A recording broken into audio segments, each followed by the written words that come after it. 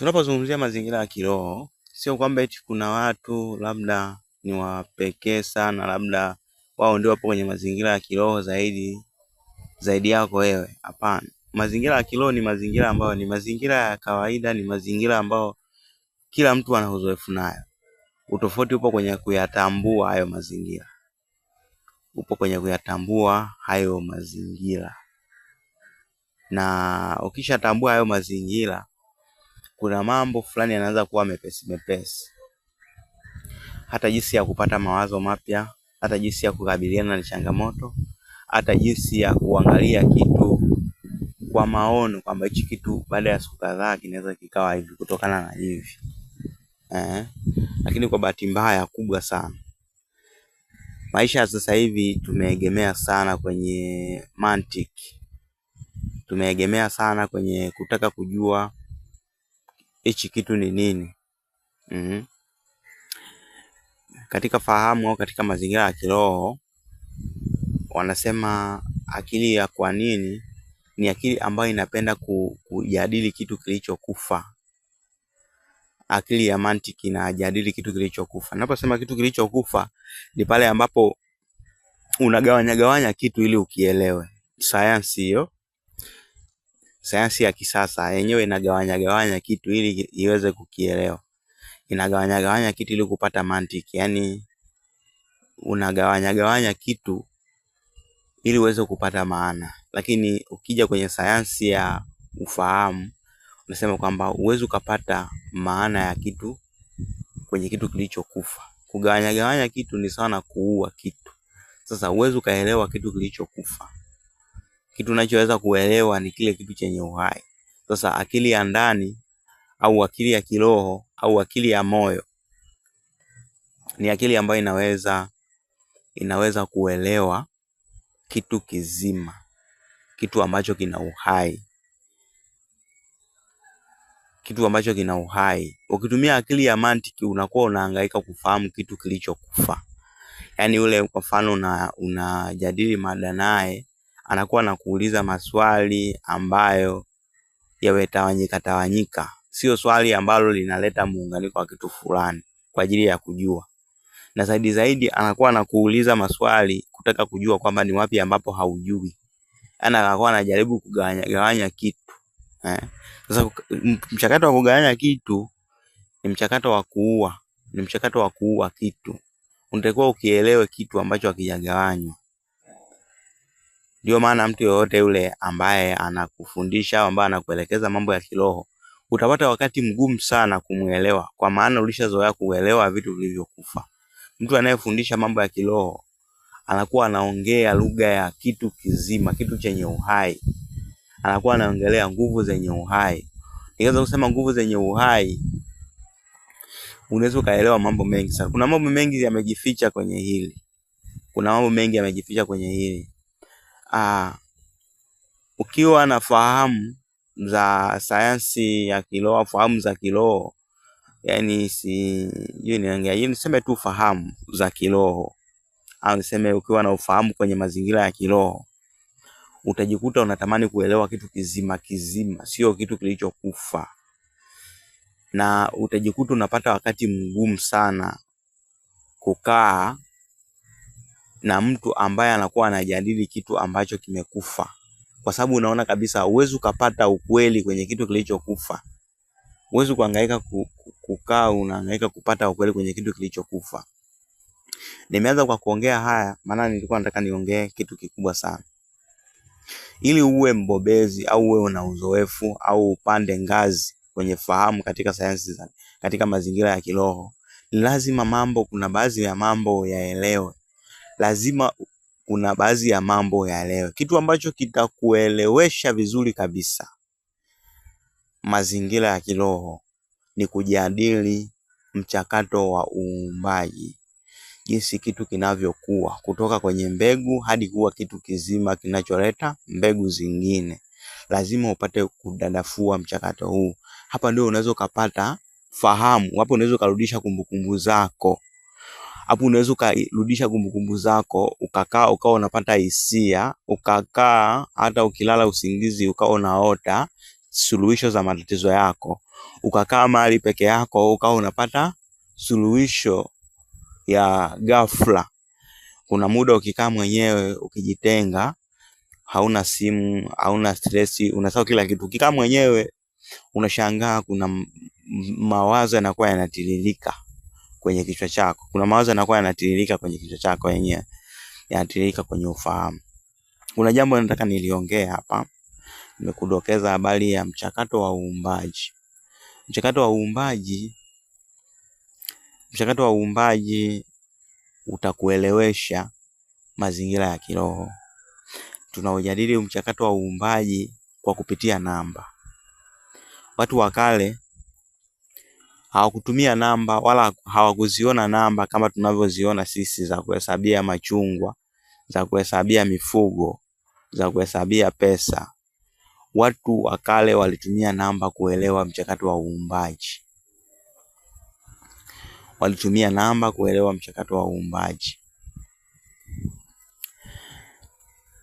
Namba sio namba tu unazoziona. Namba zinaelezea safari fulani. Namba zinaelezea mchakato wa uumbaji. Namba ni simulizi iliyokamilika inayoelezea mchakato unaoendelea wa uumbaji. Asije akakwambia mtu kwamba eti ulimwengu umeumbwa umekamilika. Ulimwengu umeumbwa lakini bado haujakamilika. Ndio maana mambo bado hayajaendelea. Mambo bado yanaendelea. Kila siku, kila sekunde ulimwengu unazidi kujiumba. Ni mwendelezo wa milele. Kifo sio mwisho wa maisha. Anayekwambia ukifa ni mwisho wa maisha, aliyekutengenezea picha ya kuogopa kufa, hajakuelewesha vizuri habari ya kifo. Kifo sio mwisho. Kifo ikiwa wewe ni kiumbe ambao unaishi kwenye hii dunia, wewe ni kiumbe ambao unaishi kwenye ulimwengu, hauna utofauti na vitu vingine vyenye uhai vinavyoishi kwenye ulimwengu. Tunapojadili vitu vingine, tuchukulie kwa mfano kama mimea. Nachukulia mfano kama mmea wa alizeti. Mmea wa alizeti huwa ni mbegu. Mbegu hiyo huwa inatoka kwenye alizeti nyingine. Mmea wa alizeti huwa ni mbegu. Hiyo mbegu ukipanda huwa inaweza kuota ikakua na kuja kuzaa alizeti nyingine. Alafu yenyewe inakufa. Alizeti inanyauka, inakuwa mti, inadondoka alizini, inakuwa udongo tena. Unakuwa udongo tena. Hiyo ni alizeti. Lakini mwisho wa siku zile mbegu ukizipanda zinaendeleza safari ile ile ya alizeti. Ukizipanda zinaota ni alizeti. Ni alizeti ile ile inaota. Kwa hiyo kufa ni mwisho wa maisha, lakini ni mwanzo wa safari nyingine kwenye ngazi nyingine. Ndio maana tuna namba 9. Tuna 0 hadi 9. 9 ndio inawakilisha ukomavu. Ile hatua ambayo huwa unavuna alizeti, ile hatua ambayo unasema hii alizeti inaweza kuota. Au 9 ni ile muda kiumbe kimekaa kwenye tumbo la mama na baadaye kinatoka. Kinakamilisha mchakato kwa miezi 9. Kwa miezi 9, ile miezi 9 inakamilisha mzunguko wake kwa miezi 9. Kwa miezi 9 ndio ule wakati ambao ni sawa na alizeti ambavyo inakomaa, inakuwa inaweza kuota. Basi kinakuwa kimekamilisha mzunguko kwenye ulimwengu wa maji. Inakuwa kuzaliwa ni mwanzo. Ni ngazi nyingine, ni ukuaji katika ngazi nyingine, ambapo kule labda kwa mtoto naweza kusema hata kule kimetokea kifo. Miezi ya 9 ile ni kifo, lakini mtu anazaliwa. Yaani ni hatua nyingine. Huwezi ukaelewa bila kueleweshwa au kutafakari. Sio lazima ueleweshwe, hata ukikaa ukatafakari mwenyewe, fahamu zako zitakwambia hicho ninachokuambia mimi. Fahamu zako ndo zitakwambia, kwa sababu kwenye fahamu zako zimebeba kumbukumbu ya uumbaji. Sio mimi ambaye tu naweza kukwambia hizi habari. Hata wewe mwenyewe ukikaa mahali ukatulia, fahamu zako zitakwambia habari yako yote, habari yako iliyokamilika. Kwa hiyo ukiangalia namba, nafikiri mara mwisho tuliishia kwenye habari ya namba. Nilikuwa nimekuelezea utangulizi vizuri kabisa, na sasa nikaelezea habari ya namba. Kuna elimu ya namba. Elimu ya namba ni elimu kubwa sana. Tupo tunapiga story mimi na wewe hapa za kiroho, story ambazo zinaweza zikarudisha kumbukumbu yako na kurudisha ufahamu wako na kuwa wewe halisi, yule wewe uliyezaliwa, sio wewe ambaye umekuja upo kwenye mifumo. Yani umezaliwa tu kaingizwa kwenye mifumo ya watu. Na kwa kuangalia namba hadi tukamalize story ya namba, utanielewa nini ninavyosema, utanielewa maana ya mfumo. Na kuambia mfumo unaweza kutengenezwa na ukaendelea kujizalisha. Kitu chochote kile, hata kisicho na uhai, sio ambacho hakina uhai, hata kisichoshikika. Kwa mfano kama mfumo, labda biashara, taasisi, unaweza ukakibuni na ukakikuza kwa sheria za uumbaji, kikaendelea kujikuza milele na milele. Hiyo inawezekana.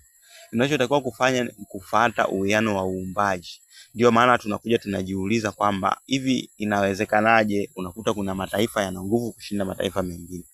Hivi inawezekanaje mtu amefanya domination ya utengenezaji wa magari? Inawezekanaje mtu amefanya domination ya mapinduzi ya interneti, mapinduzi ya teknolojia? Ni mambo ya kujiuliza. Na maswali kama haya ndio ambao unakuta watu kama mimi yametuleta kwenye utafiti na udadafuaji wa taarifa hadi kuja kufikia kiwango hiki cha kuelewa mambo machache, mambo ya namba na nini. Kwa sababu mimi siamini kama ufahamu wangu ndio unaojua kila kitu, lakini nina imani nina kitu ambacho naweza nikakukumbusha wewe ambaye labda huna kumbukumbu na hicho ambapo mimi nimefanikiwa kukumbuka. Kwa sababu alizeti ni alizeti tu. Alizeti ni alizeti tu. Inakuwa na maumbo tofauti, ila alizeti ni alizeti. Mtu ni mtu, anakuwa na sifa zake fulani za tofauti, ila ni mtu tu. Kwa hiyo naamini na kitu ambacho kama mtu ninaweza nikakukumbusha. Hebu moja kwa moja tuingie kwenye mjadala wa namba. Somo kubwa sana ili katika vitu ambavyo hutakiwi kupuuzia ni somo la namba. Katika somo au kama wewe unafuatilia elimu za kiroho, katika kitu ambacho hautakiwi kupuuzia, hautakiwi kabisa kupuuzia, ambacho unatakiwa kufanyia mazoezi ya kutafakari, ambacho unatakiwa kujenga maswali ya kuuliza, hata kama sio mimi, mtu mwingine ambaye anaelezea mazingira ya kiroho, umuulize kuhusiana na namba ili uweze kuelewa vizuri. Mimi leo nitakufundisha kuhusiana na namba, hata kama sio kukufundisha, tufanye kama tunapiga story. Mimi na share kile ambacho nakifahamu, ambacho naamini wewe kwa namna moja au nyingine labda una kumbukumbu nacho, lakini mimi nimefanikiwa kupita nilipopita. Kwa ujuzi wangu ambao nimefanikiwa kupata wa TEHAMA, naweza kupata mambo mengi sana kwenye mtandao wa internet, kwa sababu sina uwezo wa kutembelea maktaba za vitabu zote zilizopo duniani, lakini naweza kuziaccess, naweza kupata vitabu vilivyo kwenye maabara hizo vyote ambazo kwenye soft copy, na nikasoma nikapata maarifa ambayo yameandikwa kwenye hizo maktaba zilizo mbali na mimi. Kwa hiyo sasa nataka nikuelezee safari ya namba. Namba inaelezea hadithi ya uumbaji. Namba inasimulia uumbaji. Namba inasimulia uumbaji wa kitu chochote. Namba inasimulia uumbaji. Namba zinasimulia uumbaji. Wakati tunaanza kujadili namba 1 mpaka 9, kuna vitu viwili tunakuwa tumeviacha. Tunaisahau sifuri, tunaipuuzia. Mimi nakwambia sifuri bila sifuri 1 haiwezi kutokea. Sio, unanielewa? Hata sifuri yenyewe inatokea kwenye kitu fulani. Sasa nataka nikulete hata kwenye zana ya Mungu. Labda kuna kitu unaweza kaelewa leo.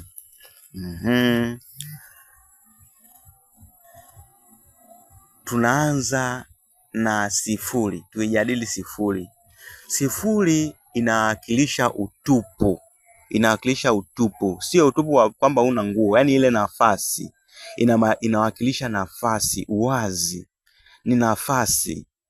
Nikisimulia sifuri, hebu jenga picha ile kwamba nafasi tu, yani kwa mfano nafasi, lazima uwe na kiwanja, uwe na nafasi ndio uweke nyumba, na ndio nafasi ninayoizungumzia.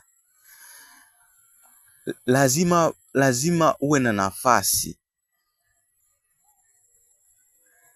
lazima uwe na nafasi ndio kitokee kitu cha kwanza kwenye nafasi. Kitu cha kwanza, namba moja inakaa kwenye nafasi. Namba moja inakaa kwenye nafasi. Namba moja inakaa kwenye nafasi. Namba moja inakaa kwenye sifuri. Yaani una uwanja, chukulia kwa mfano una uwanja. Tufanye uumbaji mdogo hapo. Una uwanja. Una uwanja. Huo uwanja ndio ambapo unajenga nyumba yako. Kwenye huo uwanja lazima iwepo nafasi, ndio unaweza ukaweka kitu. Kwa hiyo namba moja inakuja kwenye nafasi. Inaanza nafasi ndio inakuja namba moja kwenye uumbaji. Kwa unapoona sifuri ni nafasi. Sifuri ni nafasi. Nafikiri voice itakuwa ni ndefu. Kuna wengine hawapendi kusikiliza voice ndefu, lakini ili tuelewane, nitajitahidi isiwe vipisi.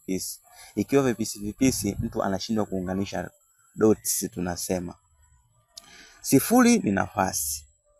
Ili ujenge nyumba lazima pawepo na nafasi ndio ujenge nyumba. Sasa tumepata sifuri na vile vile tumeangalia moja, kwamba ili moja iwepo lazima pawepo na nafasi ya kuwepo moja. Lazima pawepo na nafasi ya kuwepo moja.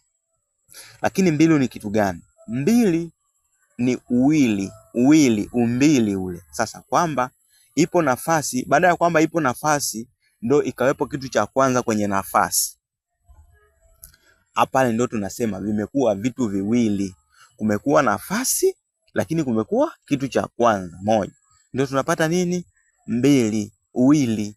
Kwa hiyo ni ile nafasi na moja. Kwa mfano ni ukumbi, labda umeitisha mkutano kwenye ukumbi. Anafika mtu wa kwanza kwenye ule ukumbi.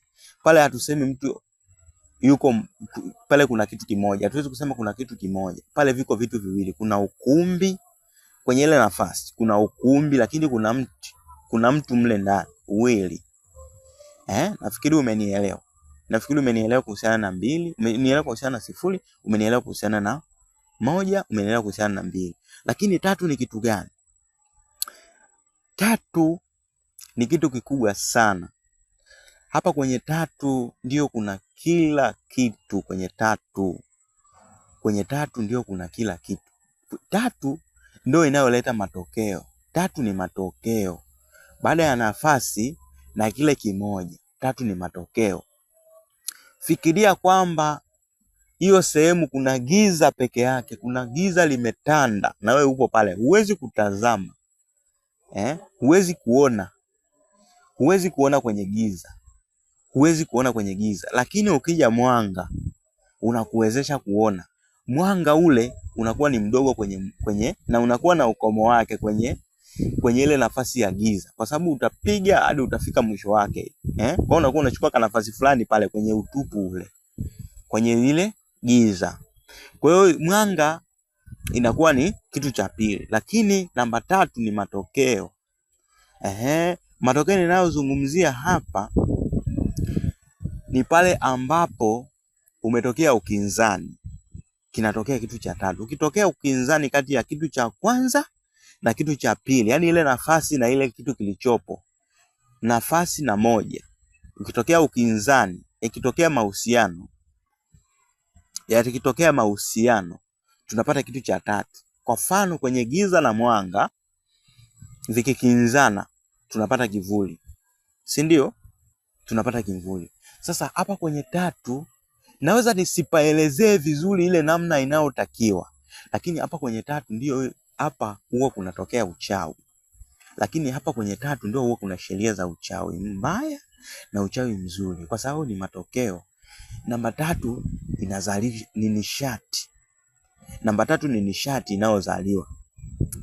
Kwenye physics utakutana na hizi kanuni, hata kama sio kwenye physics, kwenye kitabu cha dini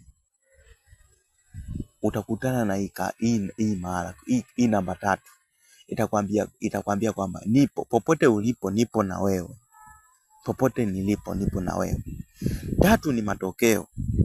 Naweza nisielezee vizuri namba 3, lakini natamani kuielezea vizuri ili uelewe. Na kama natamani kuelezea vizuri, manake sasa nina document yangu hapa ambayo nilikuwa nimekwisha kuandika.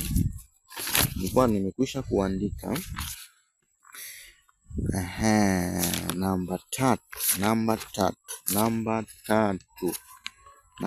3, siri ya namba inayojizaa lazima pawepo. Nakupa sasa story. Lazima pawepo pa sehemu kuwepo. Lazima pawepo ndio nafasi iwepo. Ndio hapo wazo linatokea. Nielewe. Lazima pawepo pa nafasi kuwepo. Hata hicho kiwanja nilichokuambia mara ya kwanza. Lazima pawepo pa kiwanja kuwepo. Lazima pawepo pa kiwanja kuwepo. Kiwanja, ile nafasi ni 0. Lakini hapo ndio inatokea nyumba. Tunakuja kwenye ufahamu, tunakuja kwenye mambo ya ufahamu. Watu wanakufundisha meditation. Watakwambia ukijifunza meditation utaweza kuona mambo ya ajabu. Utaweza kupata fahamu za hali ya juu. Utaweza kufanikiwa. Utaweza kuona vitu visivyoonekana. Kwenye nafasi ndio tunapata wazo. Mtu anakushauri kwamba ukiwa unafanya meditation tafuta sehemu yenye utulivu. Kwa nini sehemu yenye utulivu? Kwa sababu sehemu ya nafasi huwa ni sehemu kimya. Huwa ni nafasi peke yake. Unatakiwa uwe kwenye ukimya. Unatakiwa uwe kwenye ukimya. Kwa sababu wewe upo kwenye nafasi. Sasa ukiwa kwenye nafasi, wewe unakuwa ni kitu cha ngapi? Cha pili. Wewe ni moja. Si ndio? Wewe ni moja. Sasa unatakiwa utulie kwenye nafasi hadi uweze kujiona kwamba kwenye nafasi ile nipo mimi na kitu gani kingine. Hapo ndio inachomoza. Kwa hiyo kila mahali kunakuwa uumbaji unaotokea. Kwa mfano kwenye kichwa chako sasa. Kwenye kichwa chako ni hekalu. Kichwa ni hekalu. Kichwa chako wewe ni hekalu. Kichwa ni hekalu. Kwenye kichwa chako unaweza kutengeneza uwazi. Lakini lazima pawepo pa hiyo nafasi kuwepo. Lazima uwepo wewe, ndio nafasi ipatikane kwenye kichwa chako, kwenye fahamu. Ukisha kuwepo hapo ndio unaanza kusubiria kitapita kitu gani kwenye huo ukimya. Baada ya ukimya huu kuna kitu gani? Ndio litakuja wazo. Kitu cha kwanza wazo. Ndio wazo litakuwepo. Unakuwa vitu viwili. Kwa hiyo lazima inakuwepo kwenye nafasi. Baada ya hapo vinakuwa vitu viwili, wazo na nafasi ile. Lakini namba 3 ni matokeo ya uhusiano wa vitu viwili. Uhusiano lazima ulete kitu cha 3. Uhusiano wa vitu viwili unaleta nishati. Mfano, mbegu ya kike na kiume zikikutana lazima zitaleta matokeo lazima matokeo yatakuwepo. Lazima itazaliwa nishati fulani. Ndio sawa na kwenye physics kuna sheria ile ya collision. Everything should act in opposite and the same direction. Nafikiri unakumbuka ile sheria. Mimi sio mtaalamu wa physics. Si mtaalamu wa physics. Kwa hiyo hii elimu ya kiroho ni elimu ambayo ni moja. Yaani ya mazingira ya kiroho ni mazingira ambayo tunajua kitu kimoja. Unatakiwa ufungue moyo wako kuelewa, kwa sababu tunafahamu kitu ambacho kina uhai. Ukianza kujadili kwenye physics na kitabu cha dini, Qur'ani na Biblia, unakuwa unatafuta ukweli kwenye kitu kilichokufa. Uwezo ukatafuta ukweli ukapata ukweli kwenye kitu kilichokufa, yani kwenye vipande. Huko tunajadili uhai. Mbegu ya kike na kiume zikikutana zinaleta matokeo. Usiwe na papara, utanielewa. Na matokeo yao tunaita sasa ni nishati. Vitu vile vikikutana vinaleta nishati. Nimewahi kumsikia mtu mmoja anafundisha mambo ya kiroho. Bila shaka ni Manyanda African Power. Alikuwa anasema lazima uchanganye vitu. Mchawi yoyote lazima achanganye vitu. Kuchanganya ndio kunakoleta nguvu. Hiyo ni namba 3, ni mchakato wa 3 kwenye uumbaji. Ni mchakato wa 3 kwenye uumbaji. Nishati, inatoka nishati. Na uumbaji huu hautokei tu. Lazima yawepo mahusiano fulani sahihi. ya uwiano fulani, lazima uwepo uwiano wa vitu hivyo kuingiliana. Yaani ile nishati inayotoka ni baada ya utaratibu fulani. Kwa mfano, ukipiga ngoma kidogo, yaani wewe ukagonganisha ile ngoma kidogo, katatoka kasauti kadogo, si ndio? Kipimo kidogo. Ukipiga sana, itatokea nini? Itatokea mlio mkubwa. Ukipiga zaidi utatokea mlio mkubwa. Ukipiga zaidi utapasua ngoma. Ukipiga sana unapasua ngoma. Kwa hiyo utatokea mlio pale lakini wa kupasua ngoma. Hiyo ni namba 3. Kwa hiyo ikisha kuwepo nafasi, ndio kitu cha kwanza kinaweza kukaa kwenye nafasi. Kitu cha kwanza kikaa kwenye nafasi ndio tunasema tuna vitu viwili. Lakini vitu viwili hivyo kukaa hivyo vinaleta matokeo fulani kutokana na jinsi vilivyohusiana. Hivyo vitu viwili vikihusiana kwa uwiano fulani vinazalisha nishati. Tuendelee. Sasa namba 4 ni nishati iliyohifadhiwa. Namba 4 ni nishati iliyohifadhiwa. Yaani kwamba nishati imetoka hadi imejenga nyumba. Namba kuna mahali hapa nilikuwa nimeandika safi kabisa. Ngoja tuendelee kwanza hapa. Namba 4. Yeah.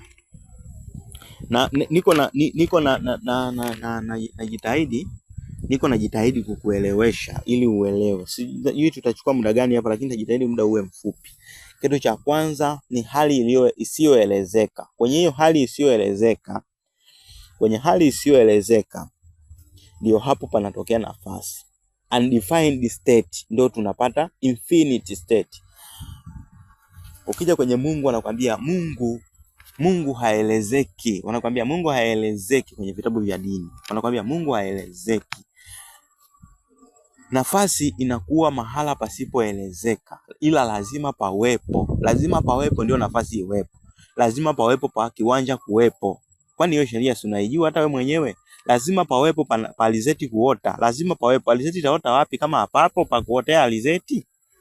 Lazima uelewe hapo. Baada ya hapo sasa pawepo nafasi ndio kinatokea kitu cha pili.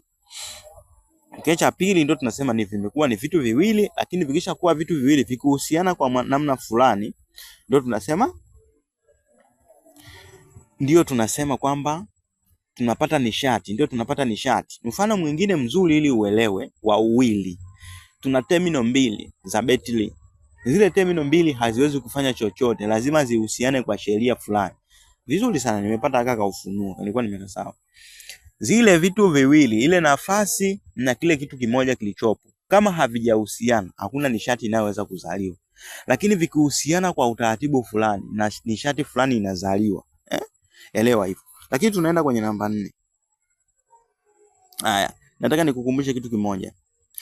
Vio vitu vinakutana kwenye sheria, chini ya sheria fulani. Hakuna vitu viwili vinavyoweza kukutana bila kutengeneza kitu cha tatu. Uhusiano sio bahati mbaya, unafuata uwiano. Kila kitu kinategemea namna vitu vinavyokaa pamoja. Uhusiano ni nishati. Nguvu yoyote ile, nishati yoyote unayoiona ni namba 3. Nishati yoyote ile unayoiona ni namba 3. Ni matokeo baada ya vitu viwili kuwepo. Kaka, baba. Nishati yoyote unayoiona ni matokeo ya vitu viwili kuwepo. Wamisri wakale walikuwa wanaita netelu. Hata miungu ni matokeo, ni nishati. Ni nishati ambayo formula yake inaeleweka kwamba ukichanganya hiki na hiki kwa utaratibu fulani inatokea nguvu fulani. Yaani ni nishati inayoeleweka. Yaani ukisema jini ni nishati fulani inayoeleweka. Ni nguvu fulani inayoeleweka, yaani ambayo formula yake imekamilika. Kwamba ukichukua hiki exactly na hiki unapata kitu fulani. Yaani si unaelewa? Yaani namba 3 ni matokeo ambayo sio ya bahati mbaya. Ni vitu ambavyo viko tayari kwenye vipimo ambavyo una uhakika kabisa kwamba nikichanganya hiki na hiki kinatokea hiki. Mfano, ukichanganya rangi ya machungwa ukachanganya na nyekundu fulani inazaliwa rangi ya shaba. Nafikiri ni shaba. Nini madini yanayopitisha umeme ni shaba hiyo, kopa. Inazaliwa kopa ya namna fulani. Kuna rangi nyekundu fulani hivyo ukichanganya na rangi ya machungwa inapatikana rangi ya shaba. Kwa hiyo kila kitu, kwa hiyo ile shaba ni nishati, ni matokeo baada ya vitu viwili. Ile shaba ni nishati. Hebu tuangalie namba 4 ili uweze kunielewa. Uhusiano kati ya jua na dunia ndio uhai unatokea. Elewa hivyo. Uhusiano wa mwili na akili ndio fahamu inazaliwa. Mwili na akili tunapata fahamu. Sheria ya uhusiano, ulimwengu haujatengenezwa kwa vitu, bali umetengenezwa kwa mahusiano kati ya vitu. Ukibadilisha uhusiano, unabadilisha uhalisia. Lakini tuje kwenye namba 4. Namba 4 ni simulizi inayotuambia kwamba ni baada ya ukinzani chini ya namna fulani ya nguvu. Ni baada ya ukinzani chini ya namna fulani nguvu inatokea. Tumesema kwamba ukinzani au upinzani wa nguvu mbili tunapata matokeo, tunapata nishati. Kwa mfano kama betili ikiwa imekaa tu yenyewe hivi haiwezi kupiga shoti, lakini ukichukua kitu kinachopitisha umeme ukaunganisha huku na huku, kinachotokea pale unakielewa. Hiyo ndio namba 3. Hiyo ndio namba 3. Kwa hiyo namba 3 ni uhai. Namba 3 ni uhai. Namba 3 ni uhai baada ya vitu viwili. Namba 3 ni uhai baada ya vitu viwili. Kile kilichomo ndani kinaonekana. Kitu fulani kinazaliwa baada ya uhusiano wa hivyo vitu viwili. Hasi na chanya. Ukiviunganisha unapata nini? Haya, akiwepo mwanamke na mwanaume ni nguvu mbili tofauti. Hatuwezi kupata nguvu ya tatu kama hawajakutana. Wakikutana hata wakishikana mikono kwa muda mrefu pale kwa kudumu, kuna hisia inazaliwa pale. Lazima kuna kitu kinazaliwa. Kinazaliwa kitu kingine lazima kizaliwe. Ukijisugua au ukisugua jiwe ukasugua wapi na wapi, lazima itatokea pale joto. Kitu cha tatu lazima kitatokea tu. Hata uchawi ndio unavyozalishwa hivi hivi. Uchawi ndio unazaliwa hivi. Ukifuatia vizuri simulizi ya namba 3, yani simulizi ya namba 3 hapo utafanikiwa kujua hata mambo ya uchawi. Uchawi unatengenezeka hapa. Uchawi, yani hapa tumeshamaliza story. Story zingine zinazokuja zinategemeana namba 3. Namba zingine zinazokuja zinategemeana, zinaelezea tu hii namba 3 nishati iliyozaliwa. Baada ya hapo tunaingia tunahusiana na hii nishati iliyozaliwa. Lakini nguvu hiyo inahifadhiwa, ndio tunapata 4. Kwa mfano binadamu. Binadamu wewe ni umbo. Wewe ni baada ya matokeo fulani na matokeo fulani kuwepo, inatokea nishati, uhai. Uhai unakuwepo, lakini uhai huo unahifadhiwa kwenye mwili. Kwa umbo lolote ni nishati iliyohifadhiwa. Hebu nielewa. Kwa namba 4 ni umbo. Namba 4 ni umbo. Namba 4 ni umbo. Namba 4 ni umbo, ni maada. Ni maada, ni yabisi namba 4. Ukichukua maji ukiyagandisha yanatengeneza umbo. Wewe binadamu ni umbo. Dunia ni nishati iliyohifadhiwa. Dunia ni nishati iliyohifadhiwa. Umbo lolote, kitu chochote kile ni gereza la nguvu. Nguvu iliyofungiwa ndani. Hapa tunakuja kuangalia mawe. Tunatumia dhahabu, tunatumia quartz, tunatumia moonstone, tunatumia ruby, madini hayo tunavaa. Vitu hivi vya thamani. Lakini tafsiri yake ndio hapa. Madini, mawe, kitu chochote kile ni nishati iliyohifadhiwa. Maada ni namba 4. Ni 4. Maada, kitu kinachoshikika, kinachoonekana, kinachoshikika ni namba 4. Hata we mtu binadamu una umbo. Wewe ni nishati iliyohifadhiwa kwenye mwili. Iliyohifadhiwa kwenye mwili. Iliyohifadhiwa kwenye mwili, iliyo na uhai, inatembea. Twende kuangalia kuja kunielewa. Hivi ili ndio uone kwa nini wewe binadamu nakwambia wewe ni nishati iliyohifadhiwa yenye uhai. Tunakuja namba 5. Kwa hiyo namba 4 tunazungumzia ile nishati iliyozaliwa baada ya vitu viwili kuhusiana chini ya utaratibu maalum fulani. Nguvu hiyo inahifadhiwa kwenye kitu. Hiyo nguvu inahifadhiwa kwenye kitu. Kwa mfano tunapoangalia jiwe. Jiwe ni nishati iliyohifadhiwa ila haina uhai. Jiwe halina uhai ile, ila lina nishati, limehifadhi nishati. Jiwe limehifadhi nishati fulani. Jiwe, hata kitu chochote unachokiona, siwi rangi, ni matokeo ya vitu viwili. Rangi ni matokeo ya vitu viwili. Lakini pale inapofika kwenye kiwango cha kuonekana, maana ile nishati imeganda. Tusingekuwa na umbo, Isingekuwepo sheria namba 4 kwenye uumbaji, sisi tungekuwa kama moshi. Nafikiri umesikia story kwa mashehe ambao wanafundisha kuhusiana na jinsi ya kuita jini. Kwa mfano ukiingia kwenye YouTube channel ya Lakim's Spiritual, utakuta anafundisha, kuna clip yake moja anafundisha jinsi ya kuita jini, kiumbe jini. Anakuambia unapokuwa unamuita jini lazima uandae siku ngapi, unataja hivi na hivi, hivi na hivi, hivi na vile. Huo unataja vile na vile. Anapokuja jini anaweza kaja kama mnyama, lakini vile vile anaweza kaja kama moshi. Unaweza ukashangaa umekuja moshi mweusi, moshi. Sisi binadamu isingekuwepo sheria namba 4 kutokea kwenye uumbaji. Yaani sisi binadamu ni uumbaji uliokamilika. Binadamu ni uumbaji uliokamilika. Isipokuwepo sheria namba 4, tusingekuwa sisi tuna miili, na sisi tungekuwa ni moshi kama viumbe wengine, jini na viumbe wengine. Roho, yani tungekuwa tu ni roho. Haya, tunaingia kwenye namba 5. Hebu tusimuliane, tujikumbushe. Nataka uelewe, nafundisha kwa msisitizo ili uweze kunielewa. Na kama hujaelewa, naomba utaniuliza swali. Na kama unaona na kuchanganya, kama unaona nimepotoka, mambo ya fahamu huwa yalazimishwi. Yaani haulazimishwi kuelewa. Alafu yani fahamu yako kitu ambacho ni sahihi kwake inakielewa tu automatic. Ukiona hauelewi ninachokuambia, baki huna kiwango cha kuelewa hichi ninachozungumza. Na ukiona unanielewa sana, ujue basi wewe umenipita fahamu. Yaani ukiona unanielewa sana, unaona kama jinsi ninavyoongea ni mambo madogo, hata kama hujawahi kuyasikia, ujue umeamka kunishinda. Ujue kumbukumbu zako zimeamka kushinda za kwangu. Hebu tusimuliane kidogo tena. Lazima pawepo pa sehemu kuwepo, ndio wazo namba 1 liwepo kwenye nafasi. Baada ya hapo vinakuwa ni vitu viwili, nafasi na wazo. Tunatumia lugha ya picha hapa sasa, kwamba ni kwenye kichwa chako. Tunachukulia mfano wa kichwa chako. Ukikaa ukitulia, unahisi kwenye kichwa chako hamna tena mawazo. Ukishakuwa hamna mawazo, basi ataanza kukatisha pale mawazo. Ni sana polini, ukiingia utahisi ukimya, lakini ukimya unavyozidi kuendelea, ulikuwa unasikia sauti ya ndege mmoja, utaanza kusikia sauti ya ndege wengine hadi utaanza kusikia sauti ya vidudu tudogo. Kwa tunachukulia picha ya, lazima ujenge picha. Yaani kwenye masuala ya ufahamu, elimu ya ufahamu, lazima uwe na uwezo wa kujenga picha. Yaani ninapokuambia hivi, uwe unajenga picha kwenye kichwa chako, usikalili. Yaani kukalili ni ufu. Yaani unatakiwa ujenge kichwa unatakiwa ujenge picha.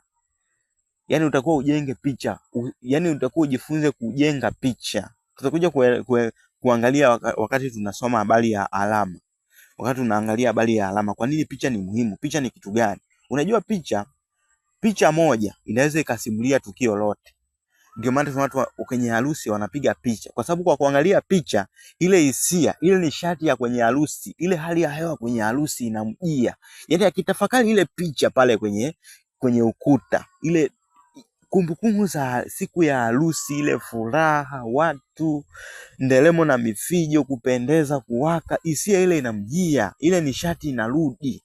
Nishati ile ambayo inatengenezwa kwenye harusi inarudi, ile nishati akiangalia picha. Kwa hiyo sasa picha ni kitu kikubwa sana kwenye masuala ya ufahamu. Lazima mimi ninapokuwa naongea huo unatengeneza picha. Kama unashindwa kuvuta picha, maana yake bado hujaelewa. Nielewe. Kama umeshindwa kuvuta picha, maana yake bado haujajua. Lakini ukifanikiwa kuvuta picha, hata ukisahau tayari umejua. Ukija kutulia, hiyo kumbukumbu itarudi. Jaribu kuvuta picha. Kuvuta picha. Kwa ndio maana lazima pawepo. Fikiria, lazima pawepo. Wewe ni mtu upo, lakini ukipakisha kuwepo ndio litakuja wazo. Lazima pawepo, lazima kiwepo kichwa ambapo utatengeneza uwazi ili kuweza kupata wazo jipya. Lile wazo ni kitu cha kwanza, namba 1.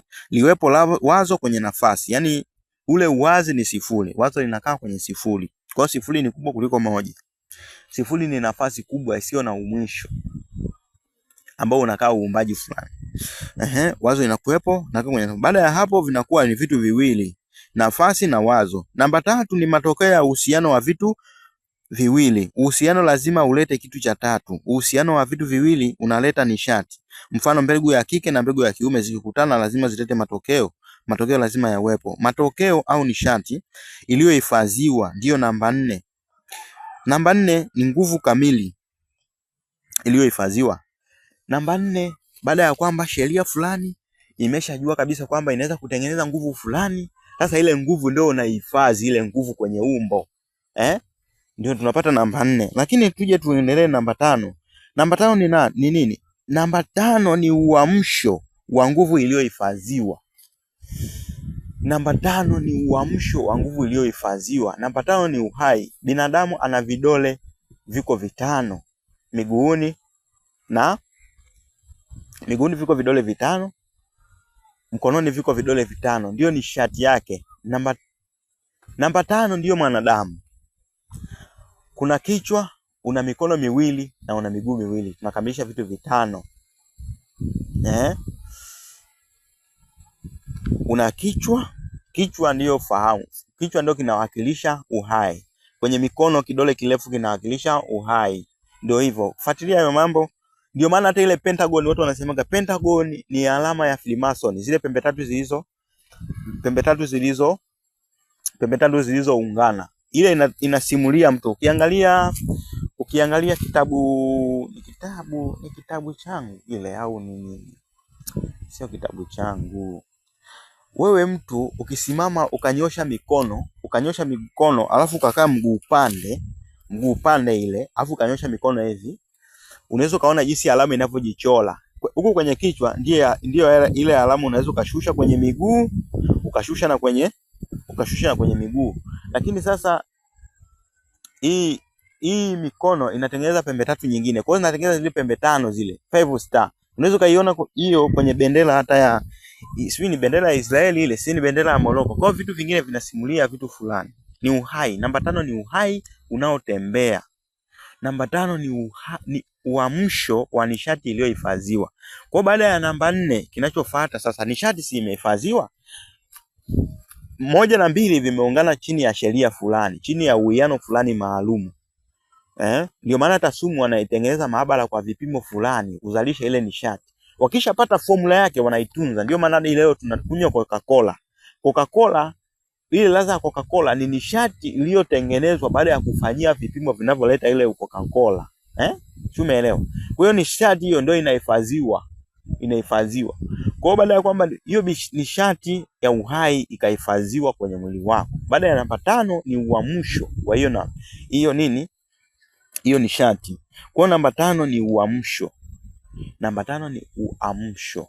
Ni uamsho wa hiyo nishati iliyohifadhiwa. Ndio maana tunatumia mawe. Ndio maana watu wanasema tunatumia quartz, ile jiwe la quartz tunasema lina balance mood. Tunasema tunatumia moonstone kubalance hisia. Tunatumia moonstone kubalance hisia. Kwamba kule kwenye jiwe kuna nishati imehifadhiwa, lakini yenyewe sio mtu. Bado haijakamilika ile. Yenyewe bado haijakamilika. Kwa hiyo ili iweze kuwa hai ile nishati iliyo mle, lazima uiwekee kitu cha 5. Kitu cha 5 ni nini? Lazima uiwekee nafsi.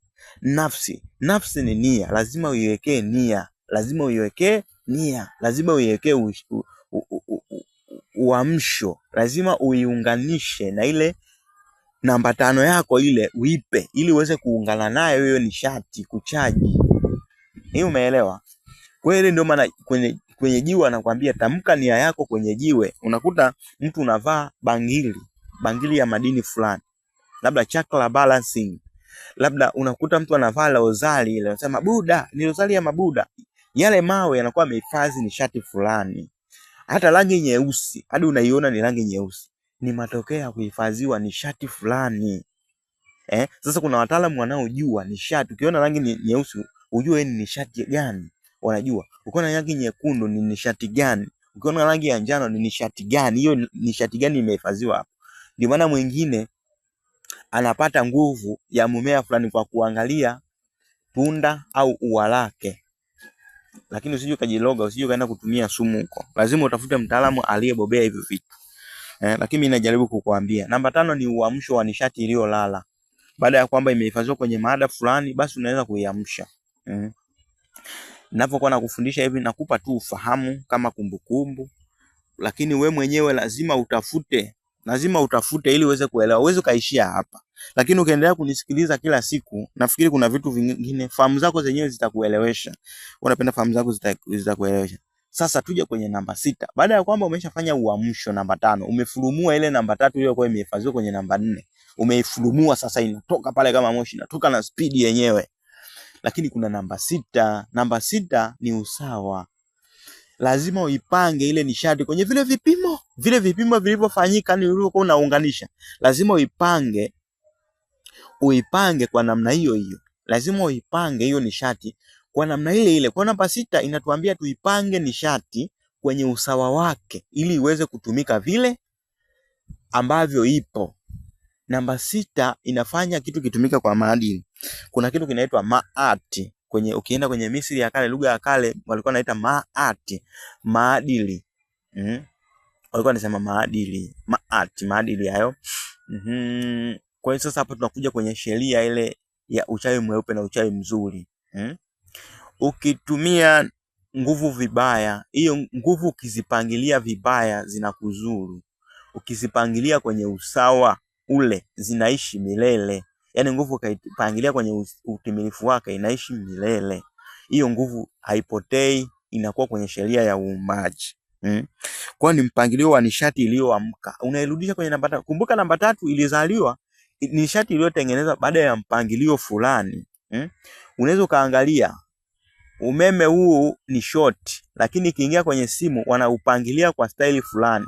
Hiyo formula ya kuipangilia kwa staili fulani kwenye simu hadi tunapata simu, tunabonyeza, tunawasiliana, hadi mimi mwenyewe narekodia hivi simu kwa mpangilio fulani. Ukishapata kwamba imekaa kwenye usawa, basi unasema hii ni nishati nimeizaliwa. Hiyo nishati unaichukua, unahifadhi kwenye daftari formula yako pale. Alafu unaanza kuzalisha simu sasa hizi maada sasa. Hizi maada namba 4 nyingi. Si kwa sababu formula unayo.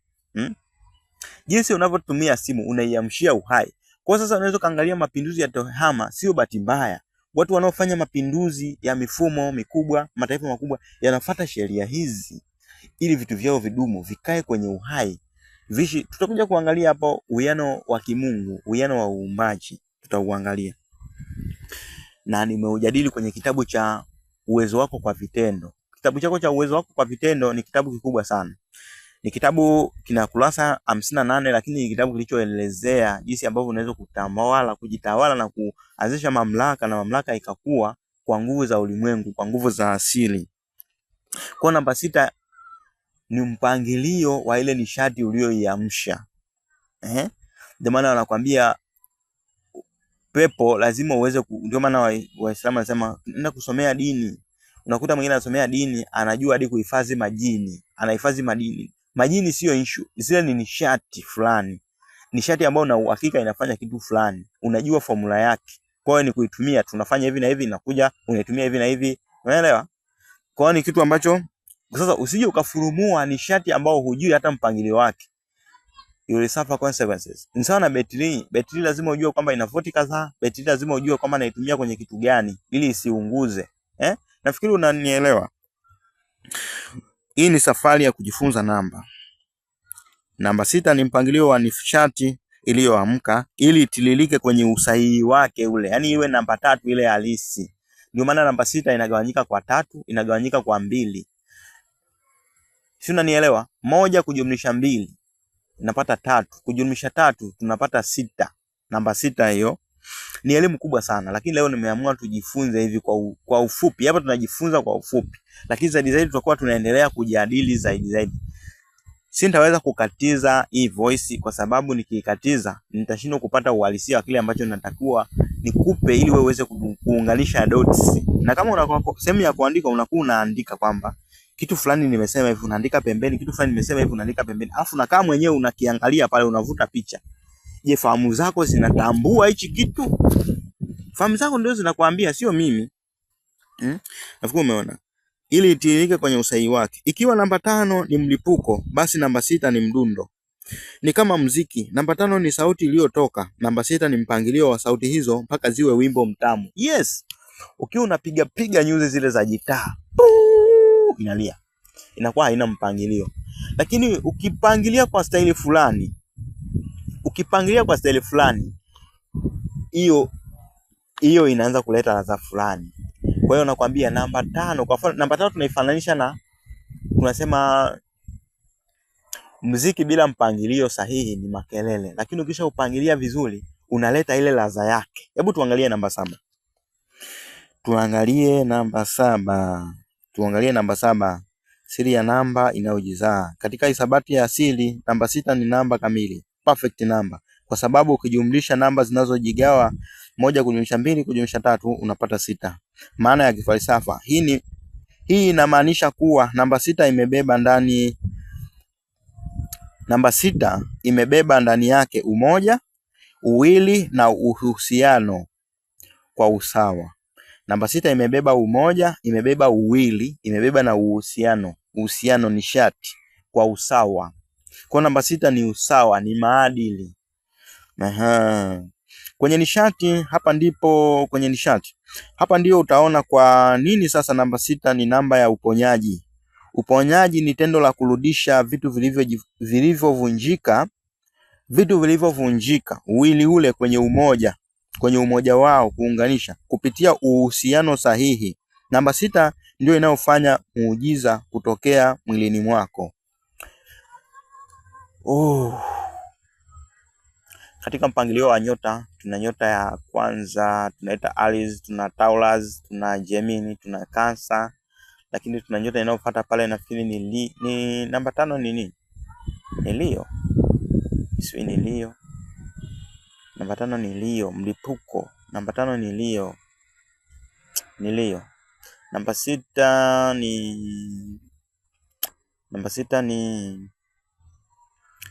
ni nyota gani? Si Libra, si Virgo. Nafikiri si Virgo ile.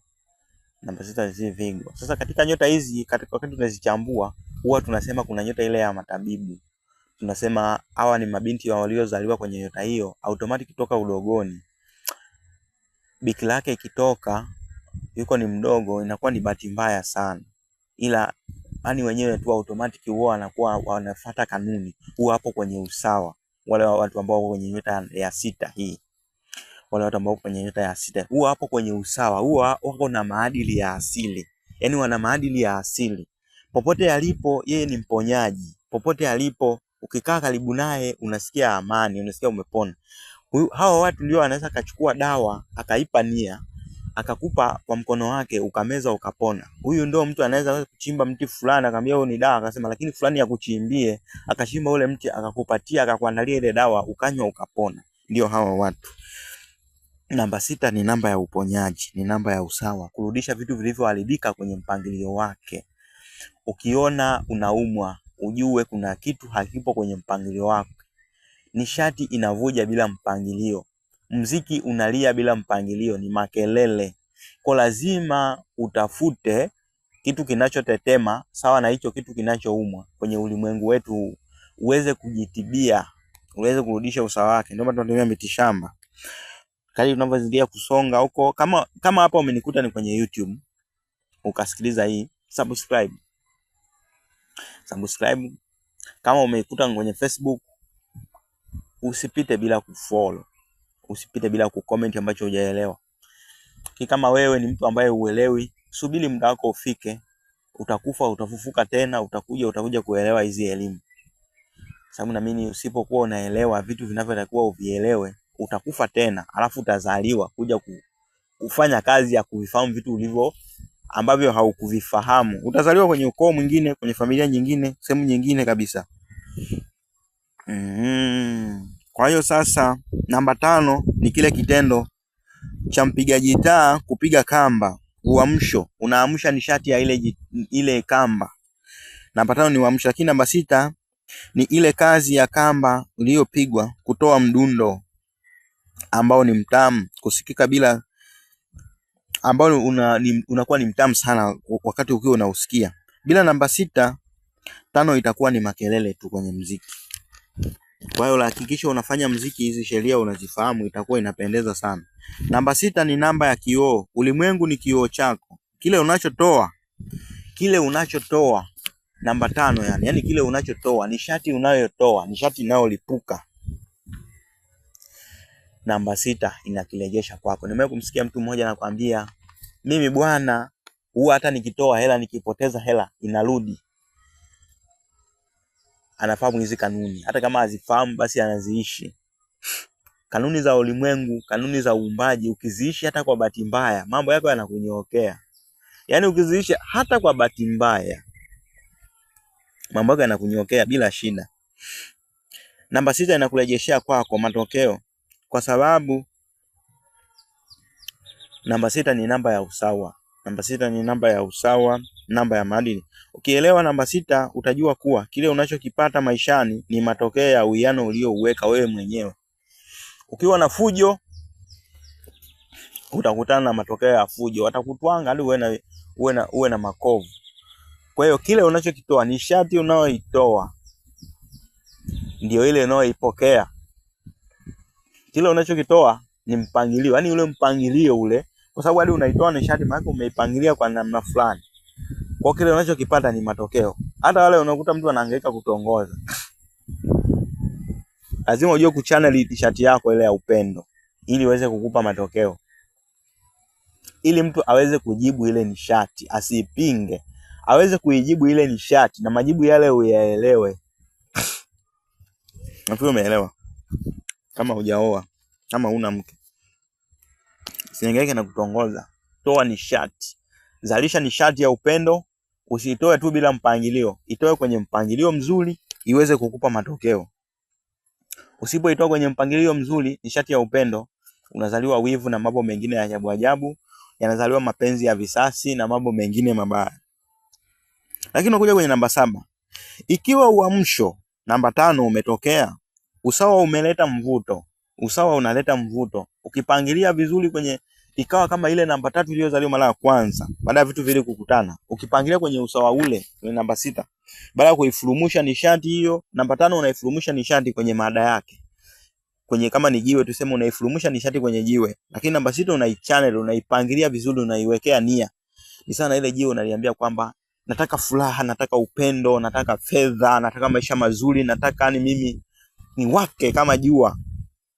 Unakuwa unaiwekea jiwe uhai. Lakini namba 7 ni kitu gani? Namba 7 ni ile hali kwamba sasa umepangilia. Tuseme kwamba namba 3 ulikuwa unafahamu kwamba okay, kwenye lile box nimehifadhi vitu vitatu. Vile vitu ukiviunganisha vinatengeneza shape fulani. Sasa namba 7 ni ile hali ya kwamba umeshapata uhakika kwamba okay, nilichokuwa nakitaka ndio hiki. Kwa hiyo namba 7 ni ukamilifu. Namba 7 ni ukamilifu.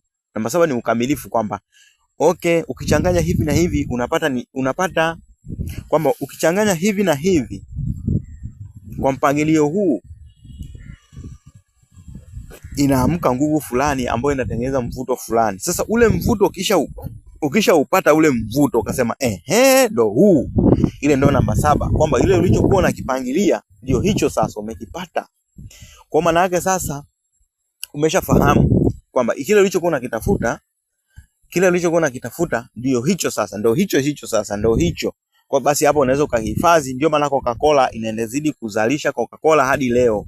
Baada ya kupata formula ya Coca-Cola na kuiba na kuitengenezea hati miliki, unakuwa unashtakiwa. Ndio maana Fanta hadi leo ni formula fulani imezalisha nishati fulani, nishati fulani. Ndio maana hadi leo anatengeneza Fanta. Hata yule aliyezalisha mara ya kwanza akifa, sheria si ipo? Ni sawa na pepo. Pepo nalo ni hivyo hivyo, jini hivyo hivyo, yani ni sheria inayofanya kazi. Ni sheria inayofanya kazi. Ukishaifanya vizuri, nasema ndo hii. Ile ndo namba 7. Namba 8 ni nini? Namba 8 bwana, namba 8 ni uhakika. Asili. Namba 7 ni asili, ni maana.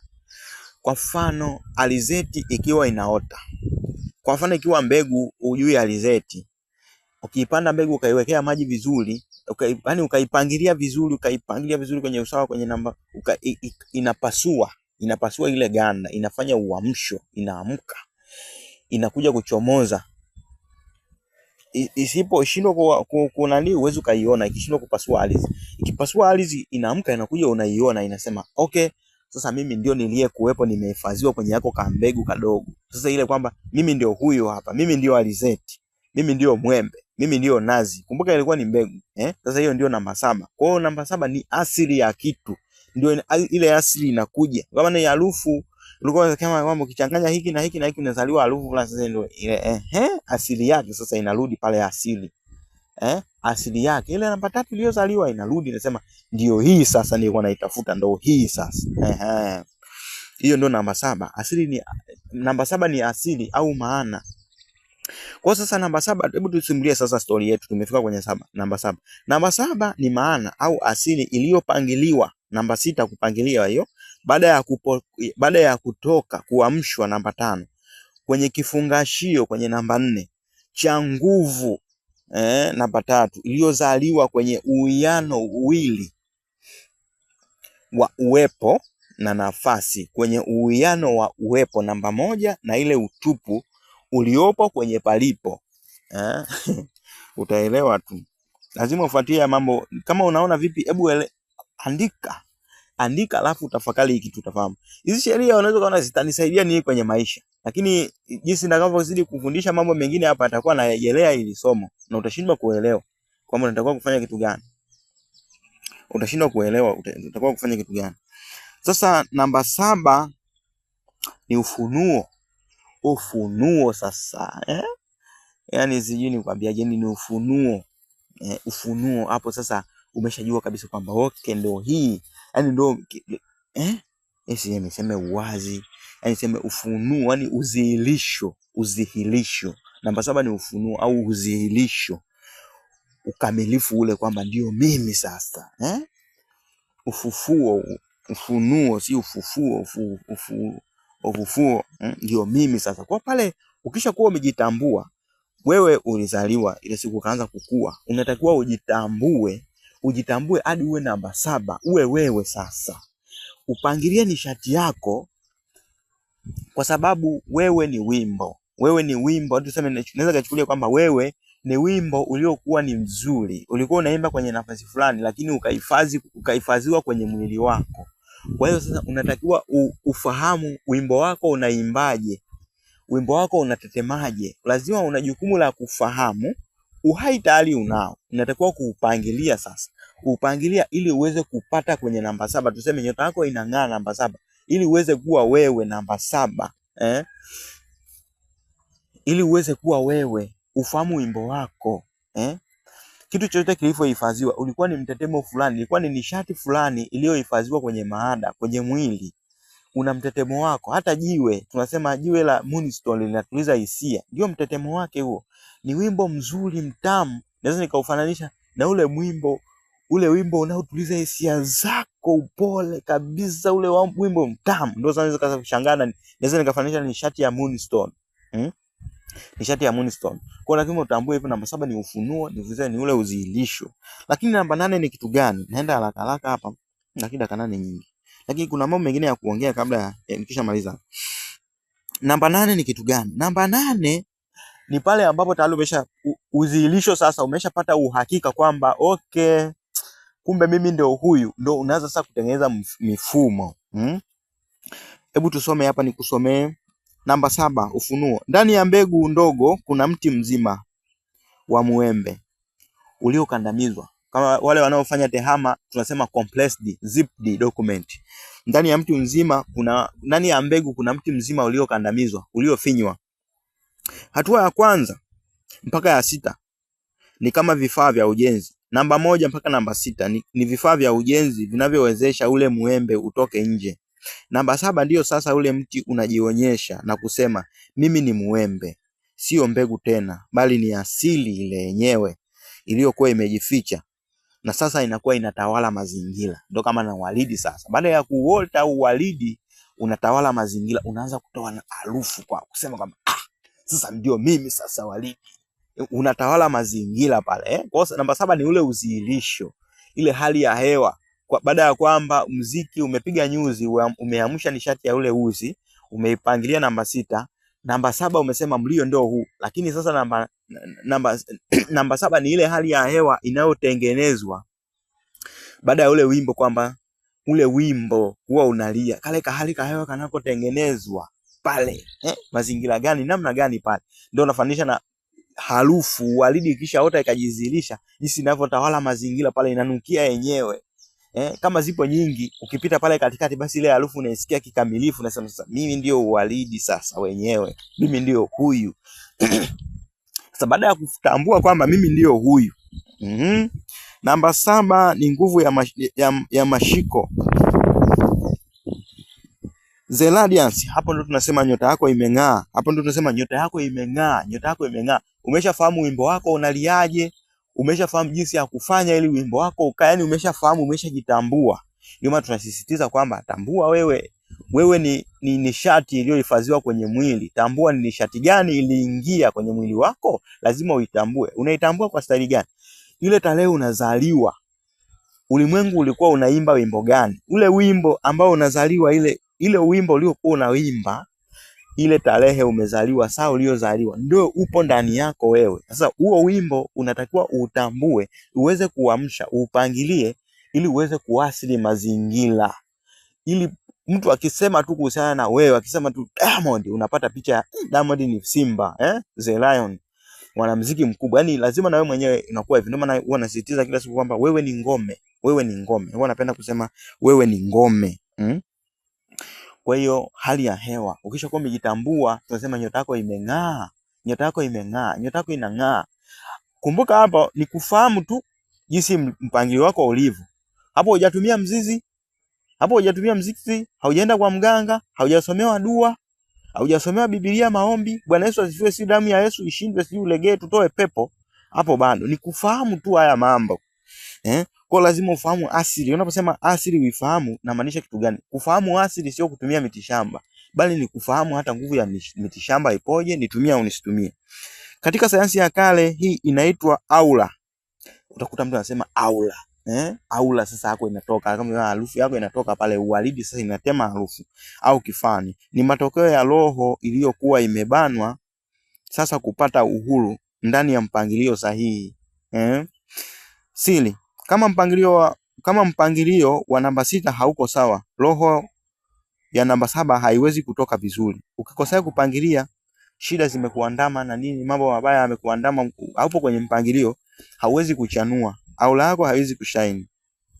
Itabaki tu imebanwa. Lakini namba 6 ikikaa sawa, namba 7 itatoka. Lazima patatengeneza wimbo. Ukipiga vizuri, lazima utaanza kutikisa kichwa, useme hapo. Yaani nishati ile ikitoka vizuri unasema hapo. Hiyo ndio nilikuwa naitaka sasa. Kwa hiyo ukipangilia vizuri, lazima uione namba 7.